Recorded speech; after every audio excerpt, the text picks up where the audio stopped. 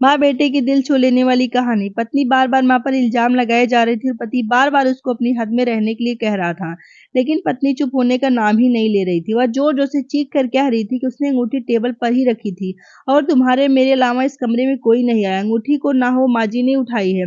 बात जब पति के बर्दाश्त के बाहर हो गई तो उसने पत्नी के गाल पर जोरदार तमाचा दे मारा। अभी 3 महीने पहले शादी हुई थी। पत्नी से तमाचा सहन नहीं हुआ, वह घर छोड़कर जाने लगी। जाते जाते पति से सवाल पूछा कि तुमको अपनी माँ पर इतना विश्वास क्यों है। तब पति ने जवाब दिया। वह जवाब सुनकर दरवाजे के पीछे खड़ी माँ ने सुना तो उसका मन भर आया। पति ने पत्नी को बताया कि वह छोटा था तब उसके पिताजी गुजर गए। माँ मोहल्ले के घरों में झाड़ू पोछा लगाकर जो कमा पाती थी उससे एक वक्त का खाना आता था।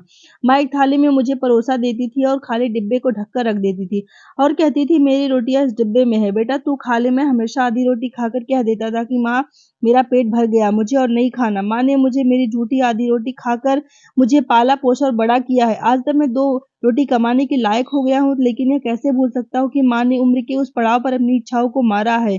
वह माँ आज इस उम्र के इस पड़ाव पर किसी अंगूठी की भूखी होंगी, यह मैं कैसे सोच सकता हूँ। तो तुम तो 3 महीने से मेरे साथ हो। मैंने तो माँ की तपस्या को पिछले 25 वर्षों से देखा है। यह सुनकर माँ की आंखों से आंसू छलक उठे। वह समझ नहीं पा रही थी कि बेटा उसकी आधी रोटी का कर्ज चुका रहा है या वह बेटे की आधी रोटी का कर्ज। अगर मेरी स्टोरी आपको पसंद आए तो मेरे चैनल को सब्सक्राइब करिएगा, मेरे वीडियो को लाइक जरूर करिएगा। धन्यवाद।